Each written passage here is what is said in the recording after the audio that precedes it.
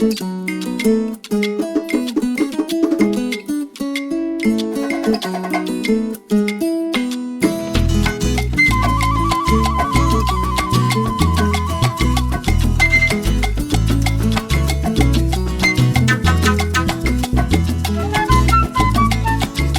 and welcome to the Awakening with Kelvin Piri podcast, part of the Bridges to Prosperity series. Disclaimer before we begin, this episode is for information only. I am not a lawyer.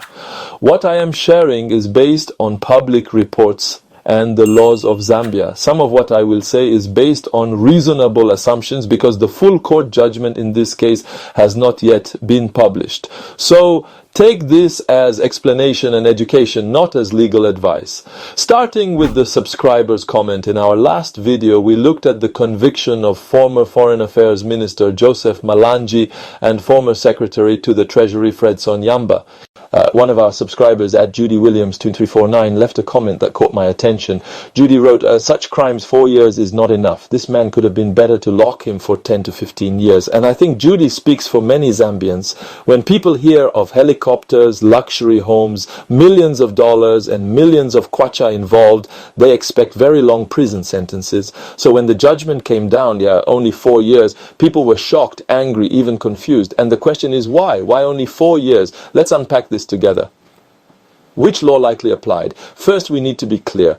The authorities have not yet released the official court documents that show the exact law used in this case.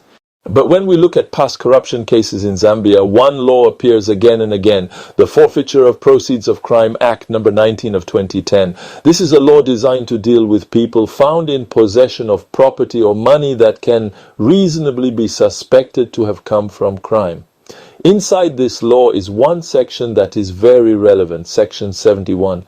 What does Section 71 say? Now let me put Section 71 into plain everyday English. It says, if you are found with property, cash, houses, or even helicopters, and there is reasonable suspicion that this wealth comes from crime, then you commit an offense. It doesn't matter if you say it's your business or your investment. If you cannot reasonably explain how you got it and suspicion is raised, the law kicks in. And here's the key detail. The maximum sentence for an individual under Section 71 is 5 years in prison. Let me repeat that. 5 years maximum. That means even if the crime involves millions of dollars or assets worth far more, the court cannot hand down more than 5 years if the conviction is under this section, bringing it back to the Malanji case. So how does this connect to Malanji and Yamba if Section 71 was the section used in their case, and that seems likely, then the maximum the magistrate could give was 5 years. The judge had no legal power to give 10 years. He had no legal power to give 15 years. The law itself sets the ceiling. Why 4 years instead of 5? Now some might say, okay, if the maximum was 5, why didn't the court at least give the full 5? Here is where mitigation comes in. Mitigation means the factors a court looks at when deciding the exact sentence. Malanji argued that he was a first-time offender. He was also acquitted on one of the charges. In Zambia, as in many countries, when someone is a first-time offender, the courts usually give a lighter sentence. The reasoning is this person has not been in trouble with the law before, so maybe they can reform. And if not all the charges stuck, if you are convicted on some but acquitted on others, that too can slightly reduce the sentence. So instead of 5 years, the sentence came down to 4 years. Why the public feels shortchanged? But let's be honest, to ordinary Zambians, this doesn't feel like justice. You see millions of dollars, you hear about helicopters, you see public resources being misused, and then the person goes to jail for 4 years, which in real terms could mean even less time served depending on parole and good behavior.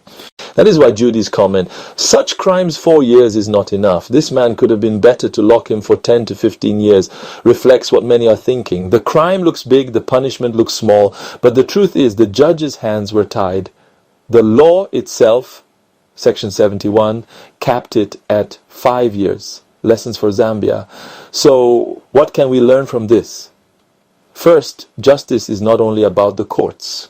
Justice also depends on the laws we have. If the law says the maximum is 5 years, the court cannot invent a harsher sentence. Second, the public has a voice. Comments like Judy's, voices of frustration, are important. They highlight the gap between what citizens expect and what the law delivers. That pressure can help lawmakers see the need for reform. Third, our laws must keep pace with reality. Corruption today is not about stealing a bicycle or a few bags of maize. It is about huge sums of money, international deals, and assets like helicopters. If the maximum penalty is only 5 years, then the law may not be strong enough to deter future offenders. Wrapping up. So, to Judy and to everyone else who raised this question, your frustration is valid. 4 years feels like too little for crimes of this scale, but the reason is clear. If Section 71 was the law applied, then the maximum is 5 years. And with mitigation, the sentence came down to 4. That explains why the court could not impose 10 or 15 years. For that to happen, Parliament would need to amend the law, and that is perhaps the bigger issue we as a country need to discuss. Are our current laws strong enough to fight corruption in the way people expect? Or is it time to strengthen them so that the punishment truly matches the crime? This has been the Awakening with Kelvin Piri podcast, part of the Bridges to Prosperity series. Until next time, take care.